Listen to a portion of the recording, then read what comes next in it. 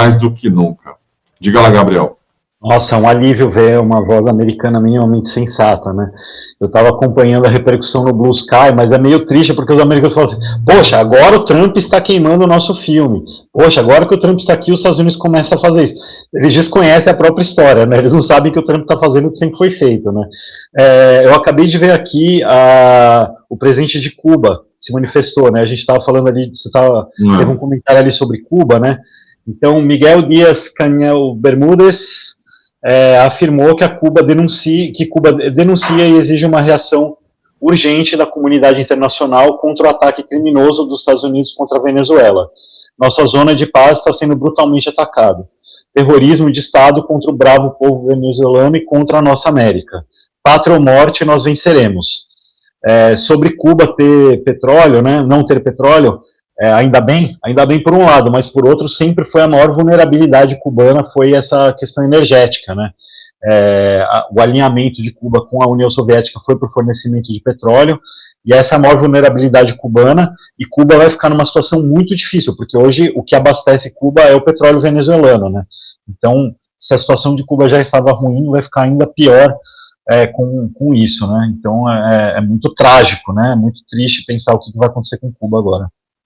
Pois tem muita gente aí falando, o Maduro também, isso, não é hora de começar a relativizar um ataque do Império Americano a um país vizinho, a Venezuela, porque isso abre um precedente gravíssimo para o Brasil, para o continente, é uma barbárie, é uma violação ao direito internacional, mais uma vez, um sujeito que tem um projeto de poder ditatorial, colocando as manguinhas de fora, em nome do Make America Great Again. Eu também quero mandar um recado para aqueles que relativizaram o Trump, a mesma coisa que a Kamala ou o Biden tanto fazia, bando de palhaço, bando de gente que, em nome de uma visão ideológica equivocada dos Estados Unidos, ajudou, sim, a legitimar e achar que, sei lá, o Trump podia ser um cara... Eu cheguei a ver isso interessante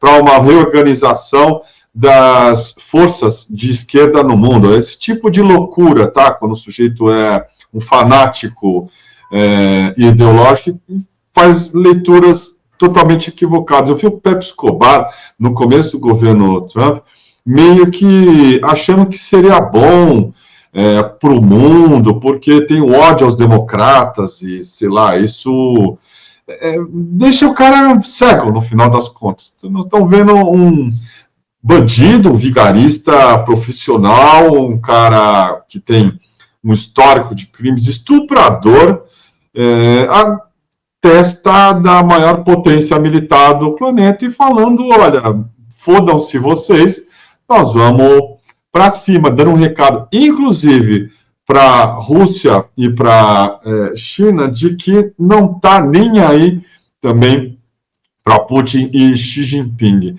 Isso se não foi combinado, isso se não foi, aí sim, fruto de um acordão. Nós estamos indo para a Venezuela, nós vamos tomar o petróleo lá, e a gente não mexe no que o Putin vai fazer na Ucrânia, tá ok? Tá ok. Esse é o realinhamento da geopolítica hoje. Quem acredita ainda em blocos ou na força do Brexit como algo parecido com a OTAN, nem a OTAN pode ser levada a sério como a ideia principal de você atacar um membro, imediatamente tem uma retaliação dos outros, porque a gente está assistindo uma reordenação.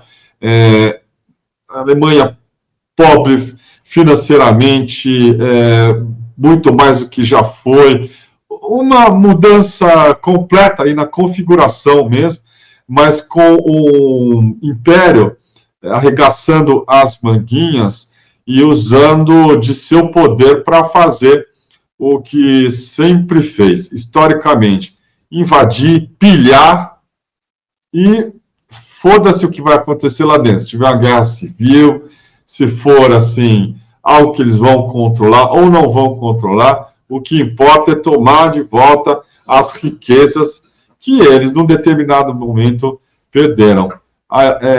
Chama atenção também, e você tem razão, o quanto a mídia brasileira é vagabunda nisso mesmo. No G1, os caras estão dando aqui um perfil do Maduro, motorista de ônibus, herdeiro de Hugo Chávez e alvo de Trump. Conheça a trajetória de Nicolás Maduro. E aí, claro, ditador, estava no poder havia 12 anos, governa com mão de ferro, tudo isso para justificar uma intervenção bárbara, uma intervenção absolutamente fora de todas as regras do direito internacional dos Estados Unidos na Venezuela. É duro, meus amigos, que a gente está assistindo aqui algo muito, muito complicado e muito preocupante, viu, Gabriel? Se você quer mostrar mais alguma coisa, eu vou separando aqui. Diga lá.